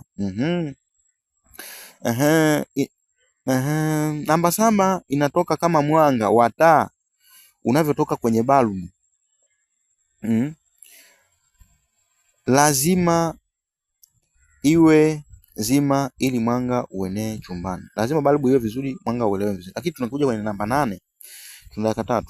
Namba 8 ni kitu gani? Baada ya kujua usahihi wa kitu, basi unaweza kukirudia mara idadi unayoitaka wewe. Unaweza kurudia kwenye idadi unayoitaka wewe. Utarudia kwenye idadi unayoitaka wewe. Si formula unayo baba? Si una uhakika kwamba nikilia hivi uhakika, wimbo ukipiga hivi uhakika? Kwa sasa ni hekima kuu. Hata ukifanya hapa, ndio uwezo ule unaweza ukafanya kwa haraka. Hapa una uhakika unaweza kufanya kwa haraka. Lazima uanze taratibu, uwe unajitafuta, unahangaika huku na huku, lakini ukishajipata unasema okay, kumbe ndivyo ilivyo, sasa watanitambua. Ndio namba 8. Baada ya kujua usahihi wa kitu, basi unaweza kukirudia mara idadi yoyote bila kukosea. Hii ni kufanikiwa na ni uhakika, ni hekima kuu. Namba 8 inawakilisha hekima kuu. Tuchukue mfano wa dereva na gari. Namba 5 ni kuwasha gari na kukanyaga mafuta, kelele na mshtuko, uamsho. Namba 6 ni kujifunza kuweka gia na kufuata sheria za barabarani. Namba 6 mizani, usawa, kufuata usawa kuendesha. Lakini namba 7 ni ile hali ya gari kuchanganya na kuanza kuteleza barabarani. Lakini namba 8 ni ule wakati ambao wewe dereva na gari mmekuwa kitu kimoja. Ufikiri kuhusu gia wala breki, unafikiri kule unakoenda, na gari linafika linafika huko unakoenda. Hivyo ndivyo na hiyo ndiyo kasi na nguvu ya kujiamini ya namba 8. Kwa hiyo sasa ukishajua mimi kumbe ndo hivi, unaweza kupelekesha kitu kwa spidi yoyote. Yaani unaacha kuwaza kuhusiana na vile, si unajua utamu. Namba 6 ndio nasema kunogewa sasa. 8 ni uhakika, lakini namba 9 ni ukamilifu na ukomavu. Ni ile ishara ya unaweza kuanza upya ila katika ngazi nyingine. Namba 10 utawala wa ulimwengu. Nakutaka kuambia kuhusiana namba 9, mbegu ya alizeti huwa inaota, inachanua, inakuwa vizuri, inakuwa teketeke kule mbele, kunakuwa teke, kunakuwa kunazidi kukua. Namba 8 imechanganya tu hapo, iko na speed. Kuna wakati mmea unakuwa kwa speed sana ndio ile namba 8 umechanganya, una uhakika baada ya kujua ndio hivi. Lakini kuna ile hatua ya ukamilifu. Kumbuka huo mmea ukiwa unakuwa ule mbele kunakuwa ni teketeke. Tunachukulia kwa mfano kama alizeti. Inakuwa ni teketeke ile alizeti. Inakuwa ni teketeke kule mbele kunakuwa kulaini, huko chini kunakuwa kugumu. Lakini unafika ukomo ule alizeti inazaa, hadi alizeti inakuja kukomaa, zile zinakomaa zile alizeti zinakomaa, na alizeti inakauka, inakufa. Lakini zile ni mbegu za alizeti zinaweza kuota. Kwa hiyo sasa namba 9 ndio hiyo hali sasa, ukamilifu huo. Fikiria alizeti inavyokauka, mmea unapokauka na unapokuwa umetengeneza mbegu yake nyingine, umekamilika, upo tayari kwa ajili ya kuotesha yale matokeo mengi. Kumbuka ulikuwa ni mmoja. Yale matokeo mengi yanaweza kila mtu anaweza kaenda kuota sehemu yake. Nafikiri umenielewa hapo. Sijui hii story ya kutoka 0 mpaka namba 9, japo nimechukua na muda mrefu. Namba 10 ni utawala wa ulimwengu.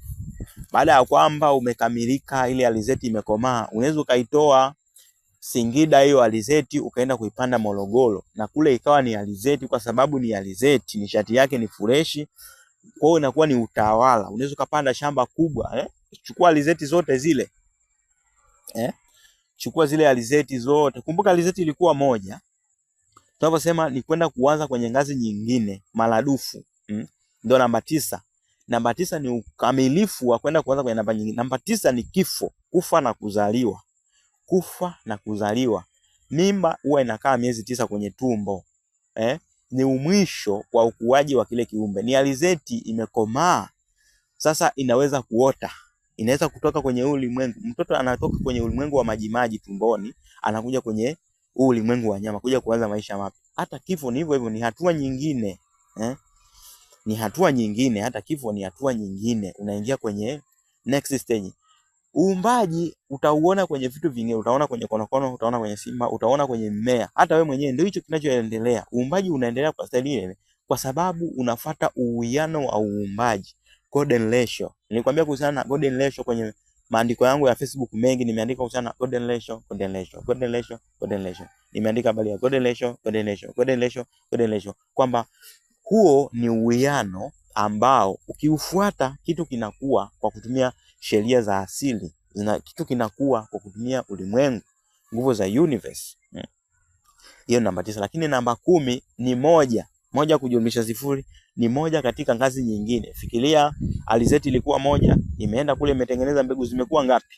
Chukua hizo mbegu nenda kazipande kwenye shamba lingine. Unaweza kupanda. Kwa hiyo namba 10 ni utawala, ni mwanzo katika ngazi nyingine. Haya, chukua zile mbegu za baada ya kuvuna, usitoe hata moja, zihifadhi. Alafu chukua hizo mbegu, hebu fikiria unazipanda kwenye eneo gani hizo alizeti. Ndio mambo yanavyoenda. The golden ratio. The golden ratio ni vizuri ukaelewa. Usione mifumo ya kidunia inayotawala, mfumo wa fedha, mfumo wa mabenki, mfumo wa mambo ya afya, kwamba tuweke hospitali watakuja tu wataugua, tuweke hospitali afu tutengeneze na dawa.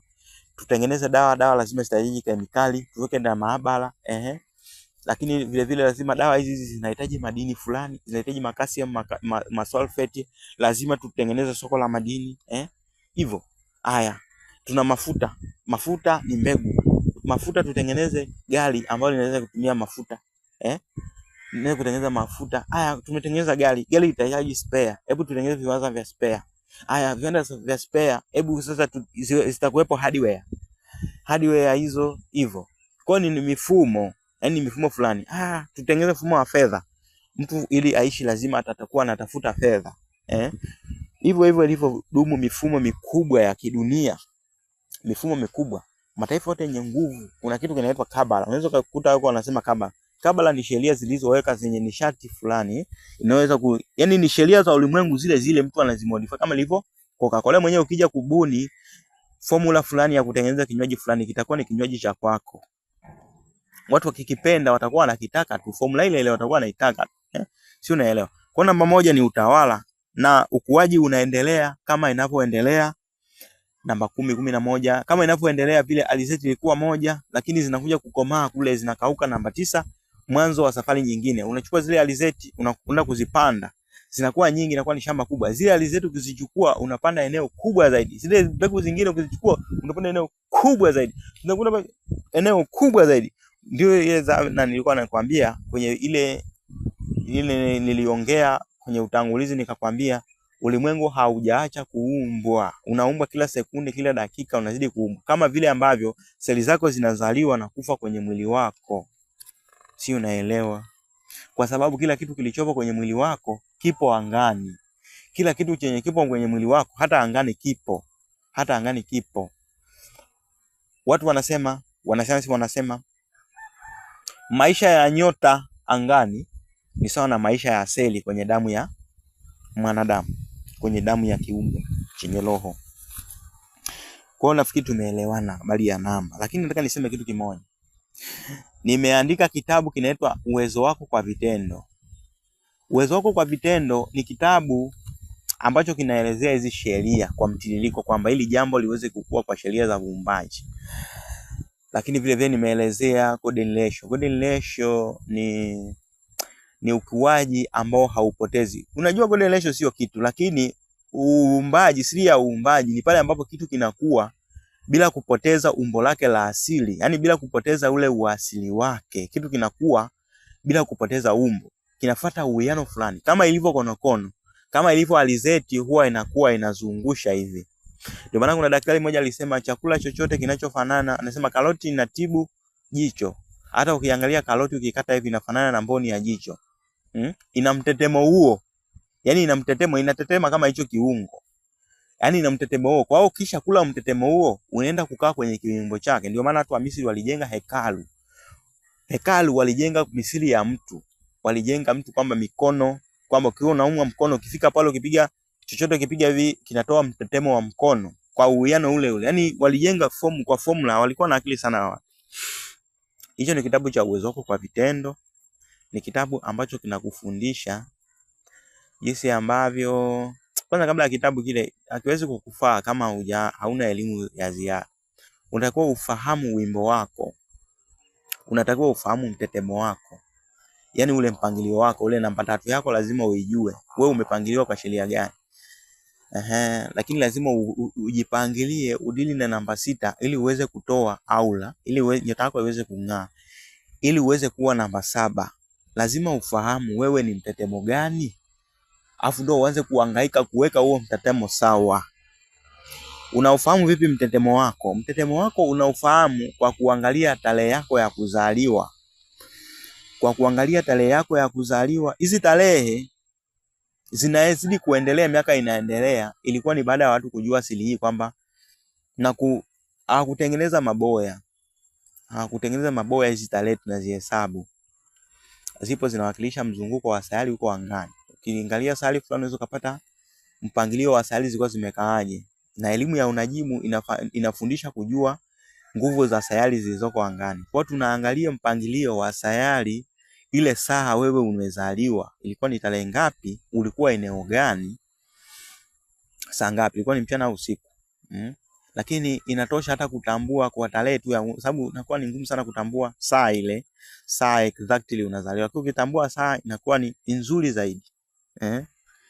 Ili uweze kujua nguvu yako ni ipi, ili tuweze kuijua nguvu yako ni je, ni wewe ni uponyaji? Je, wewe ni simba? Je, wewe ni mtu wa maono? Je, wewe ni mtu gani? Wewe ni burudani? Wewe ni mtu gani? Wewe ni starehe? Wewe ni tajiri? Mtetemo wako ni upi? Baada ya kuwa mtetemo wako umeshaujua hivyo, Kumbuka sasa wewe unaishi ili mradi hauko kwenye usawa. Kwa hiyo ndio uweke kwenye usawa. Kwa kufahamu hivyo mimi sifanyi gharama sana wala sina, ndio maana nafundisha hivi public. Sitaki eti mtu kwamba eti si nimiliki watu sio waje wajiunge niwasimamie sio na nini. Ni wewe mwenyewe utajijua mwenyewe, ukiona vinakuhusu vinakufanyaje ni wewe. Nitakufundisha kama hivi kwa uwazi kabisa. Mimi sio kwamba eti sio nini. Utanitumia tarehe yako ya kuzaliwa kwenye WhatsApp yangu 0682329852 06823299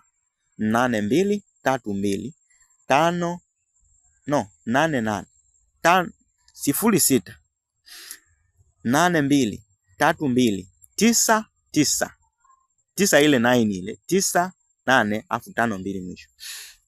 Utanitumia tarehe yako ya kuzaliwa ili niweze kuangalia mpangilio wa sayari wakati wewe umezaliwa. Na kwa sababu nina ufahamu wa elimu ya kujua, sio mimi na ufahamu, ni vitu ambavyo vimeandikwa. Sayari fulani ikiwa wapi, maana yake ni hivi, ni vitu fulani, ni elimu ambazo zimeandikwa tangu kale na kale. Kwa hiyo ninachofahamu, ninachonali mimi ni kuingia tu kwenye teknolojia au kuingia kwenye system ile ya unajimu, kuangalia sayari fulani hii imekaa wapi, kikaa hapo na nini, ili kuweza kupata tafsiri yako sahihi. Ni sawa na vile unajua sayari za unajimu ziko 7 eh? Sayari za unajimu ziko 7. Nota za muziki ziko 7. Ukizifuata zile nota za muziki 7 unatengeneza muziki mzuri. Kwa hiyo zile sayari ni sawa na nota za muziki huko angani. Sasa tunataka tuangalie zilikuwa zimejipangaje? Zilikuwa zinaimba wimbo gani siku hiyo? Sio, umeelewa? Zilikuwa zinaimba wimbo gani siku hiyo? Kwa hiyo tunafanikiwa kupata yule wimbo. Tukisha ujua tunajua utetemo wako ni sasa ni shughuli yako ya kuishi, kuweka kwenye usawa, kuishi kwenye usawa.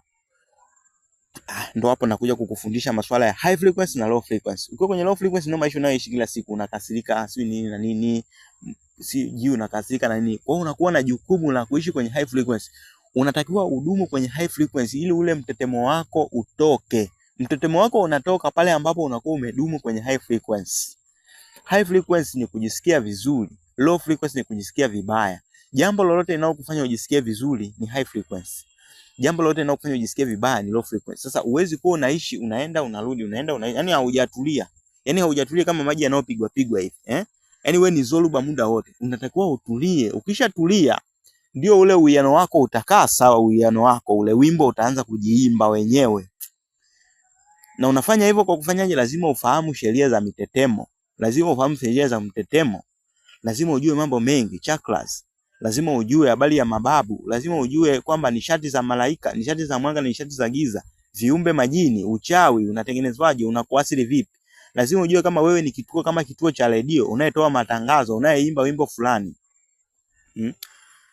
Ukiingia kwenye wimbo ambao sio wapo, unakuwa kuingia kwenye wimbo mwingine. Ni sawa na pale ambapo sauti kubwa huwa inapasua glasi.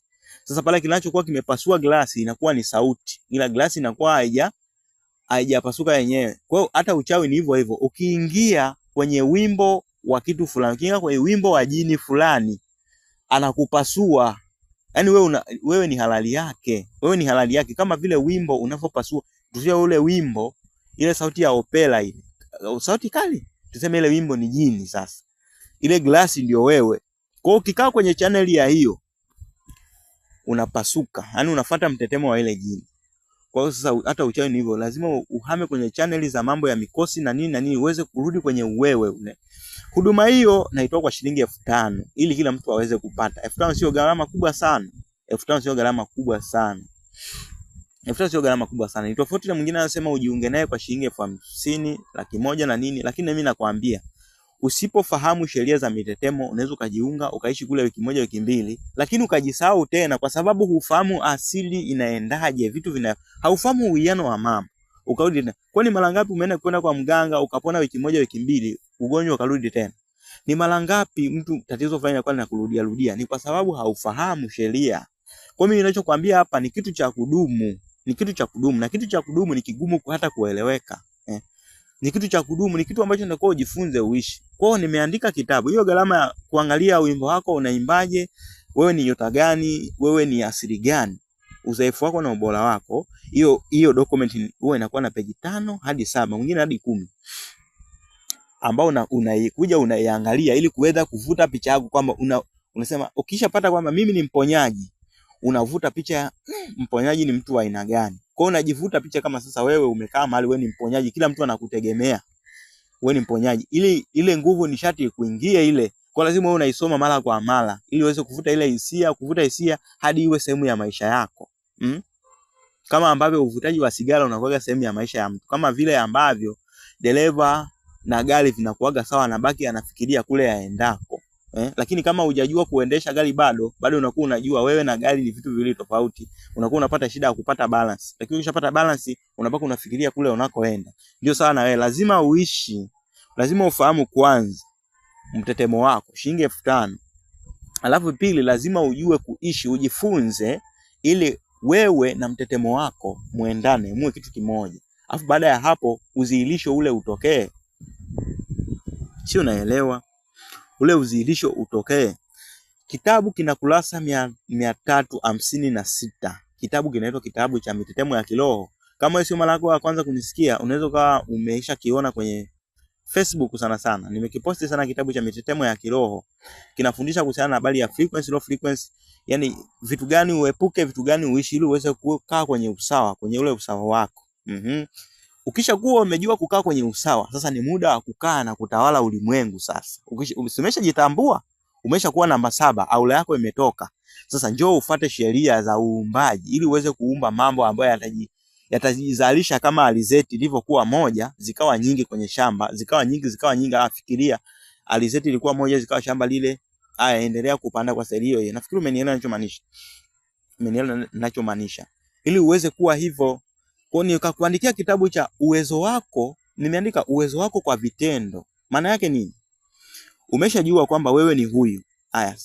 Uje sasa tukufundishe sheria za kuumba. Sheria uwiano wa uumbaji. Na kile kitabu sio mwisho, kwa sababu kuna kuelezea hii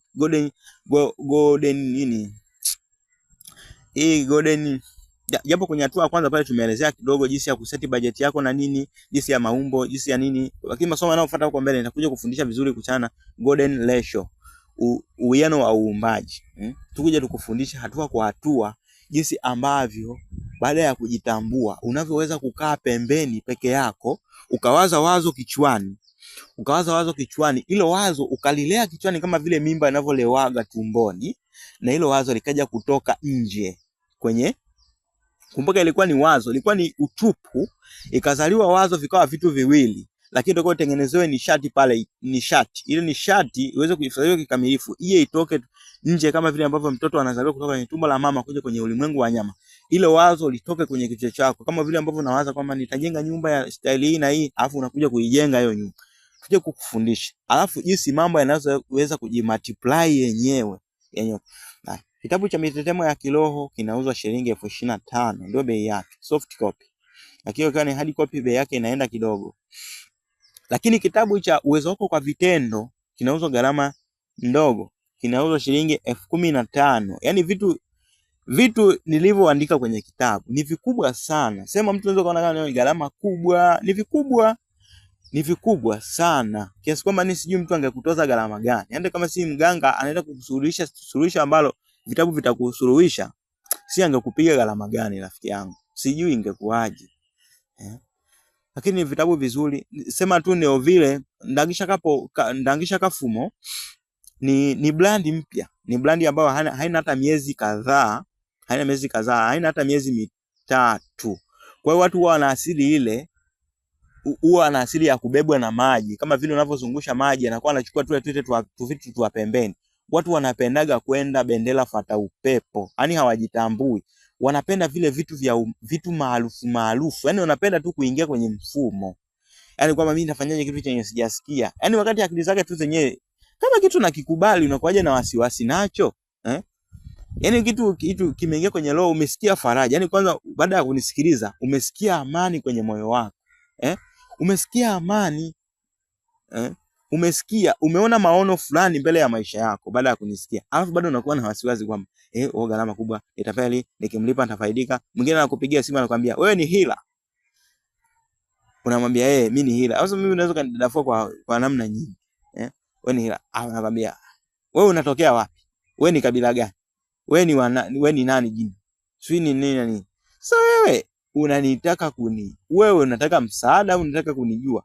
Ukifika kwa mganga utaanza kumuuliza mganga, wewe nilizaliwa mwezi gani na mwezi gani? Kama hichi ninachokufundisha akikusaidia chochote, achana nacho. Usinipigie simu mimi kunisumbua. Nipigie simu unahitaji msaada, una kitu cha kuniuliza, siji umeota ndoto gani, si maisha yako yanaendaje, nipigie simu ili niweze kukupatia suluhisho. Sio unanipigia simu mara unatuma eti mambo, mara hello. Sasa mimi inanisaidia nini? Sikunijazia tu nini? Kunimalizia tu bando lenyewe unanimalizia hata hujaniwekea. Wakati mwenyewe unajua tupo kwenye hii mifumo ya kidunia. Tunapambana hapa ili angalau sisi tukisema Tanzania na sisi tuwe na mifumo yetu. Ndio maana hata nimeamka kuja kufundisha hata hivi. Zamani nilikuwa nafundisha watu kufahamu programming, kutengeneza hizo website, kutengeneza mobile app, kutengeneza nini kwa brand ya Jikuta Tech Tips ile. Lakini nikaja kufahamu kwamba unakuwa unapata wakati mgumu kufundisha mwanafunzi kwa sababu hana maono. Unajua kwenye maisha unakuta mtu anatamani kitu lakini hana maono ya kujenga. Unakuta unatumia nguvu kubwa sana kumfundisha kitu. Kwa hiyo ikabidi ni step back. Ikabidi nirudi nyuma kidogo. Ikabidi nirudi nyuma hatua moja, nijifue hizi elimu za kiroho, nisifahamu vizuri. Ili nikiwa na kufundisha nasema wewe, ili swala hebu tuliache kwanza, hebu jifunze kwamba masuala ya kiroho uweze kupata uwezo wa kuumba wazo na kulifanya liwe wazo la uhalisia. Ndio kitu kifuatacho hapa. Si umenielewa? Kwa sasa kama unaona wewe havikuhusu, si nini, usikae kuja kunipigia simu kunisumbua, si kuniuliza maswali ambayo hayana mpangilio. Hiyo mbaya. Hiyo mimi sitaki hiyo mimi sitaki. Yaani unaona uelewi, pita zako, pita. Mimi silazimishi mtu kuelewa. Mimi ukipenda nenda kwa Chief Godlove, nenda kwa Manyanda African Power, nenda kwa IPN mkachinje ng'ombe, nenda wapi kwa mganga, nenda wapi, mimi silazimishi. Mimi silazimishi mtu, mimi si ni mdogo.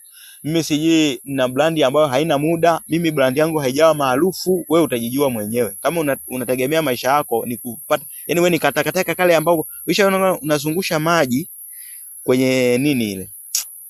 Unazungusha maji kwenye beseni, unazungusha afu unaweka tutakataka. Kale ka pembeni kanapofuata mzunguko wa maji kanakuja katikati. Ndio wewe sasa unakuwa ni bendera fuata upepo. Yani wewe upo tu. Yani wewe upo. Yani bora uwepo kwenye mfumo afu ujue kama nipo kwenye mfumo fulani na nipo kwa makusudi fulani. Sio uwepo afu ujui kama upo. Hiyo ni balaa. Kwa hiyo habari ndio hiyo. Niko hapa ili niweze kukupa elimu hiyo na uweze kunichangia muda wangu ambao nimeutumia kwa sababu tupo kwenye mifumo hii, yani sikatai. Nazungumzia habari ya mifumo, watu wametengeneza mifumo, tunaishi kwenye mifumo ya kifedha, mifumo mbalimbali. Tunahitaji fedha ili tuweze kuendesha maisha, ili tuweze kula. Tumetoka tulikozaliwa, tumekuja mjini tunahitaji pesa ili tuweze kuishi. Kwa hiyo 5,000 sio gharama kubwa sana. Ningekuwa na uwezo, ningekuwa na mahela kama wengine wanavyozionyesha, wakina Chief Godlove wakina nani, ningefanya haya mambo bure. Tena sio nisingefanya bure. Ningefanya niweke ni taasisi kabisa. Ningefanya niweke ni investigation center. Yaani kuja kukufundisha kuamsha mawazo na kuja kukufundisha yani mpaka tupate suluhisho. Ukishajitambua uweze kutawaliwa na mfumo wote ule kiboya. Ningekuwa na fedha lakini nahitaji hicho kidogo hicho. Mungu akinani, si ndo Mungu huyo. Hiyo ndio maisha tuliyokulia. Tuwezi kukaacha kusema mwisho wa siku Mungu ni ule mtetemo wa juu kuliko mitetemo yote. Ni ule mtetemo wa mwanzo kuliko mitetemo yote. Ndio zana hiyo ya Mungu. Ndio zana ya Mungu yenyewe. Pale ambapo nilikwambia lazima pawepo, ndio nafasi iwepo. Sasa pale lazima pawepo, ndio zana ya Mungu ile. Papo ambapo hapaelezeki. Pale ambapo hapaelezeki, ambapo nafasi inakaa. Ndio hapo tunasema, ndio hiyo nishati tunasema ni Mungu. Ndio Mungu hiyo. Kwa hiyo 5,000 kujua mtetemo wako wa asili. Lakini ukishafahamu mtetemo wako wa asili hauishii hapo. Unatakiwa uchukue kitabu cha mitetemo ya kiroho au ujifunze. Nimeandika elimu mbalimbali, nimeandika kwenye YouTube, kwenye Facebook habari ya mitetemo ya kiroho, ujifunze. Ukishajiweka sawa ukiwa kwenye namba 6, uzilisho wako kanani, ndio uje ufuate sheria sasa za kuumba. Sawa, utakuwa upo kwenye namba 7, lakini unaweza kukaa kwenye namba 7 kwenye usawa na ukaenda kufanya kazi kwenye ofisi ya mtu, ile nishati yako ikatumika pale, unakuwa unatumika badala ya wewe kuzalisha. Kwa hata kama upo kwa mtu unafanya kazi kwa mtu, unatakiwa ujitambue baada ya muda utoke uzalishe, kwa sababu wewe ni alizeti ambayo unatakiwa kutoka kwenye mama yako. Ukae uote na wewe uzalishe shamba lako. Wewe ni alizeti hiyo. Utambulisho huo 5,000, kitabu cha mitetemo ya kiroho 25,000 soft copy. Unakipata popote pale ulipo. kitabu cha Uwezo Wako kwa Vitendo shilingi 10,015. Ukichukua kitabu cha Uwezo Wako kwa Vitendo bila kuchukua kitabu cha Mitetemo ya Kiroho, unakuwa umelukia. Utapata wakati mgumu kuelewa, utajiona unaelewa afu uelewi, utaishi maisha yale yale, utazidi kulalamika, mimi na hali ngumu, mikosi sijui nini na nini. Kwa lazima ufuate kanuni. Lazima ufuate kanuni. Anza na 5,000 hiyo. 5,000 hiyo kisha pata kuna swali lolote, yani utaniuliza maswali yoyote unayotaka kuniuliza kwenye hiyo mtetemo wako, hadi ufahamu kwamba ninachomaanisha kitu gani, ndio uchukue kitabu cha Mitetemo ya Kiroho. Kwa hiyo karibu tena na tena na tena. Usiacha kunifollow kama unaona nimeongea kitu kimekugusa, usiacha kunifollow. Usiacha kusubscribe pale utakapokuta kama ni YouTube. Lakini vile vile usisahau kushare, kwa sababu tunapokuokoa fahamu zako tunaokoa kizazi chako kilichopo kwenye viuno vyako hadi saizi na watoto wako uliowazaa wadogo. Utaweza kuwashape unavyotaka. Utaweza kuwashape ili wawe alizeti wanaoweza kuzalisha kwenye sehemu waliopo, na sio waweze kutumika kwamba eti wanatumika ili waweze kupata maslahi. Huo unakuwa ni unakuwa ni ufal. Asante, nafikiri tutakutana kwenye somo lingine. Masomo ni mengi, tunazidi yani vitu ni vingi. Ninachotegemea kutoka kwako pale ambapo hujaelewa yule ambaye uko na mimi ni kuuliza. Masomo yangu ni marefu, haiwezi kubaki kuwa marefu. Kama nilivyokuambia, ukiforce kuelewa vipande unakuwa unahangaika kufahamu kitu kilichokufa. Lakini ukiwa unajitahidi kujua kitu kamili, unakuwa unafahamu kitu ambacho kipo hai. Kwa sasa uwezo kaepuka kuweka bando la shingapi, unisikilize na hii voice. Hebu ujipige, usio unaogopa kusikiliza mada ndefu. Mada ndefu ndio zilizo na kitu kizima. Vipande vinakunogesha tu. Vinakupaka tu, vinakushikashika, vinakuacha. Achana vipande. Kwanza leo achana vipande. Penda kujua kitu kizima ili kikusaidie. Kipande kitakusaidia nini rafiki yangu? Ni sana mtu anayeenda anapewa hela anaenda kuua. Sasa hela ile inakusaidia nini? Ndio hiyo hela itakule, au wewe hiyo hela ikiisha na wewe unakufa. Vitu vya ovyo kabisa.